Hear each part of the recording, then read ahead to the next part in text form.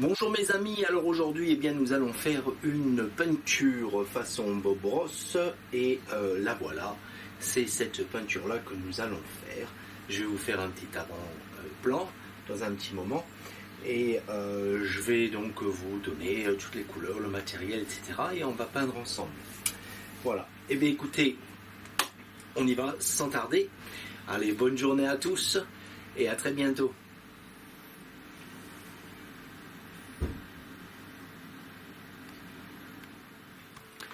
Alors pour cette peinture, nous aurons le matériel suivant. Donc ici, j'ai un support de 20 par 30. 20 par 30. Et ici, mes couleurs de marque Van Gogh, c'est le blanc de titane, le noir ivoire, le bleu de phthalo, le brun de Van Dyck, le brun de la terre de sienne brûlée, le rouge alizarin, du vert de vessie, du jaune ocre et du jaune citron. Voilà, ça ce sont mes couleurs que l'on va faire aujourd'hui. Je vais mettre sur ceci, et je vous explique ce que c'est, tout ça avec le scotch. Je vais mettre un petit peu de liquide dessus, avec un petit peu de blanc, tout bien mélangé, qui me servira, vous savez, de blanc magique, pour que le reste glisse bien pendant que je travaille dessus. Ici j'ai du scotch, j'ai scotché ici. Ensuite avec un compas, j'ai fait un demi-cercle, puis j'ai redescendu. On va faire quelque chose d'un peu différent. On va faire une arche. Donc après vous pouvez peindre l'alentour si vous voulez en bois ou quoi que ce soit. On ne va pas le faire aujourd'hui, mais je voulais faire donc juste quelque chose de différent, comme si on regardait par exemple par une fenêtre ou quelque chose dans le genre. Donc une fois que j'ai mis le scotch, eh bien je suis passé avec un cutter tout autour et on va donc enlever ça maintenant. J'espère que j'ai bien fait mon travail.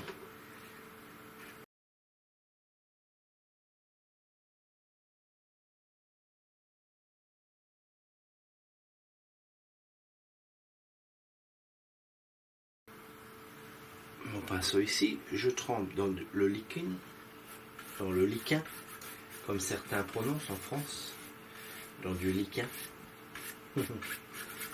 Et je me l'applique sur la toile. Alors notez que, je ne sais pas si vous le voyez à la caméra, très légèrement, j'ai fait trait de crayon juste pour noter mes montagnes et la plaine avec l'eau en dessous. Ça se voit à la caméra ?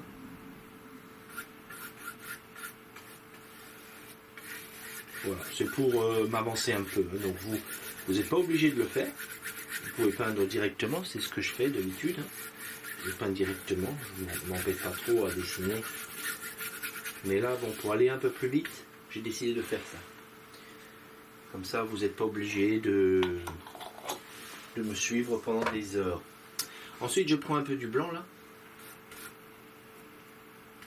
Et je vais le mettre partout sur la toile. C'est juste le ciel en fait et l'eau. Où je veux un peu de mon blanc. Le blanc il se mélange avec le liquide en dessous. Et ça me donne une surface qui sera bien lisse. Voilà, très bien. Tout simplement. Vous voyez ? Rien de compliqué. Bon, comme c'est un tutoriel sur Patreon, eh bien, je vais maintenant passer en accéléré. Je vais quand même expliquer certains points, n'ayez crainte. Mais bon, ce sera en accéléré. Voilà, il y aura quelques coupures. Si vous voulez trouver la vidéo dans son entier, eh bien, il faudra venir sur Patreon. C'est un petit tiers pas cher du tout, si le cœur vous en dit. Donc, je commence à teinter ma planche à peindre avec du rose alizarin. Je rajoute un petit peu de bleu de phthalo sur les côtés et dessous un peu.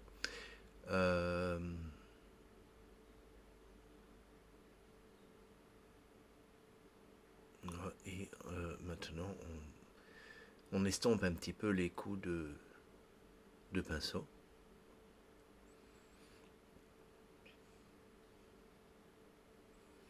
Alors c'est assez simple hein, comme peinture, vous allez voir. Ici avec ma langue de chat, eh bien, je commence à former le nuage. Donc les pinceaux ne sont pas traditionnels Bob Ross là. Hein. J'utilise que la brosse 1 pouce et encore je ne vais pas l'utiliser beaucoup, surtout pour la végétation à la fin et pour estomper. Sinon, eh bien, on s'adapte, on prend des pinceaux qu'on a sous la main hein, et on s'adapte à la méthode. En fait, cette méthode va très bien pour toutes sortes de peintures. Hein. C'est pas une méthode spéciale à Bob Ross, je le dis souvent. Hein. C'est une méthode à la prima et voilà, elle peut être utilisée dans n'importe quelle circonstance, même en plein air. Ça va très bien. Ah, donc notez que je ne touche pas le haut. Hein, je mets la peinture, je le mets assez bonne épaisseur d'ailleurs. Et j'estompe au milieu. Je laisse un tout petit peu une arête en haut, comme vous voyez, avec un peu plus de peinture. Je rajoute de la couleur s'il faut, pour faire ressortir le nuage davantage. Et puis voilà, quand on travaille, ombre et lumière, etc., etc. Bon, après, j'y passe pas trop de temps, hein, parce que c'est pas l'objet principal. Puis là, eh bien, nous allons faire la montagne. Alors, je rappelle, pour ceux qui ont du mal à la montagne, il faut rester fin à cette première couche. Il ne faut pas mettre beaucoup de peinture, il faut juste teinter le support à peindre, tout simplement. Si cette couche est trop épaisse, vous aurez du mal à faire casser la peinture, la neige que vous allez poser sur la montagne. Et souvent, c'est là où beaucoup d'entre vous ont des problèmes. Donc, on lui donne la forme désirée. Et puis, c'est du remplissage. Du remplissage que j'essuierai, enfin j'étirerai encore un peu tout à l'heure. Comme je le dis, je veux une couche très fine ici. Je vais utiliser un couteau normal, vu que le couteau Bob Ross c'est trop grand, donc ça c'est un couteau en diamant. Et puis avec une touche très légère, eh bien on ajoute le côté lumière de notre peinture. Donc vous formez la montagne comme ça, avec un peu plus de neige sur le haut et en descendant, eh bien, on relâche la pression pour avoir la peinture qui casse bien, qui forme donc des micro-trous, qui nous donne donc cet effet de montagne.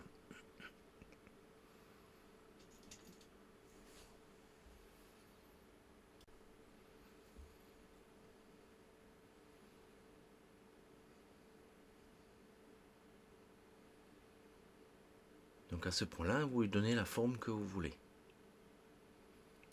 Puis on va faire notre côté ombre.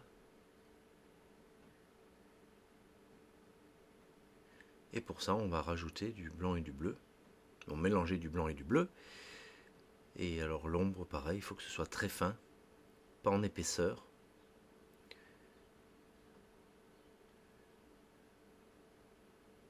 Rajoute un petit peu plus de sombre devant avant de mettre un peu de bleu.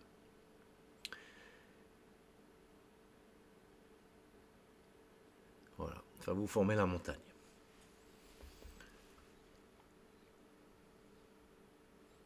J'explique un peu plus en détail hein, sur Patreon, c'est sûr. Là, on avance juste pour la démonstration.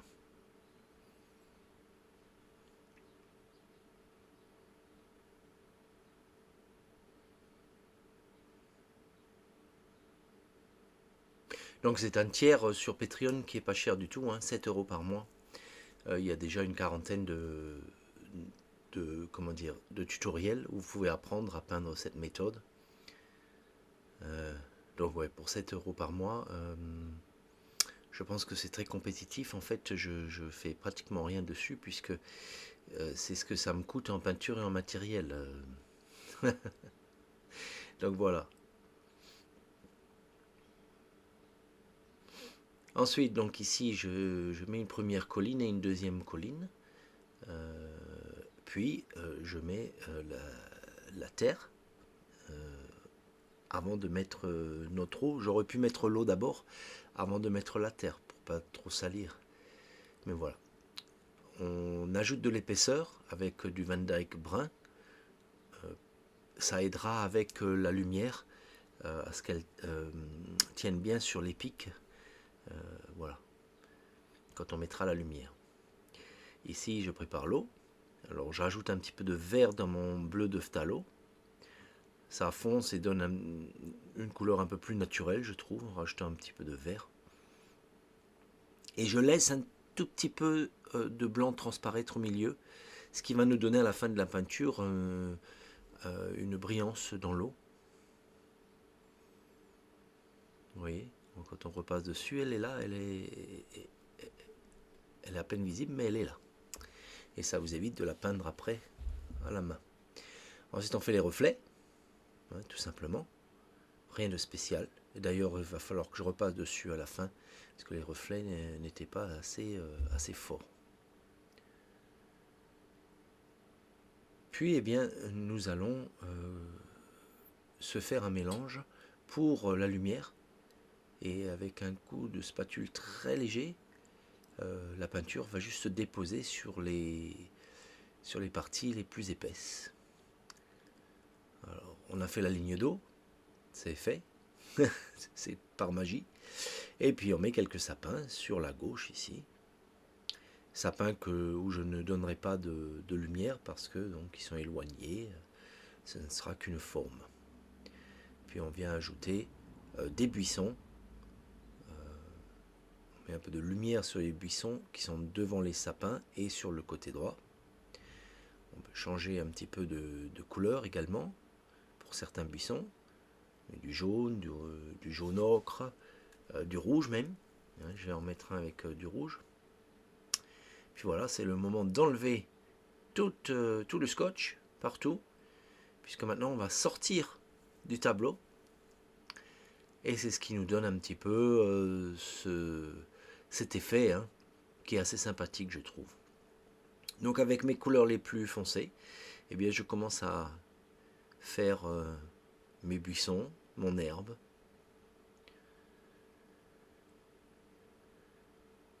Et donc il y a d'autres vidéos qui expliquent comment utiliser cette brosse pour arriver à avoir cet effet dans les buissons, ces effets de lisse. Ensuite on rajoute l'herbe et puis la lumière dans les buissons. Pareil, on change de couleur, on ne garde pas la même, on fait attention de ne pas couvrir tout le sombre aussi. On veut toujours un côté ombre, un côté lumière. À vous de voir si vous voulez plus flash ou moins flash, un peu plus de de pigments ou pas trop. Voilà, c'est à vous de voir ça. On rajoute quelques brins d'herbe, faut pas trop en faire non plus. Puis, eh bien, on va se mettre nos arbres qui ressortent là. Donc ce sont des bouleaux.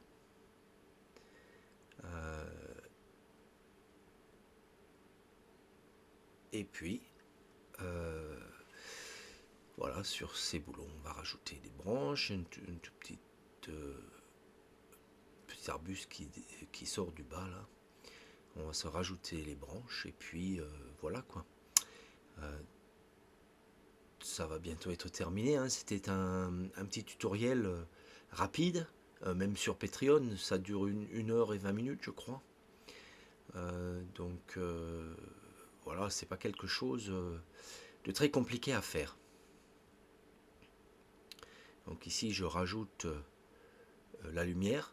Alors j'aurais dû le faire de la droite vers la gauche, mais j'aurais été dans votre ligne de vision et je voulais pas vous gêner. Donc je le fais en deux couches, une première couche et après avec du blanc un peu plus pur, je reviens à certains endroits. Voilà. Pour vraiment me donner cet effet boulot. Puis on rajoutera un petit peu d'ombre sur le côté gauche avec à l'aide d'un peu de bleu, ce même bleu qu'on a mis sur la montagne.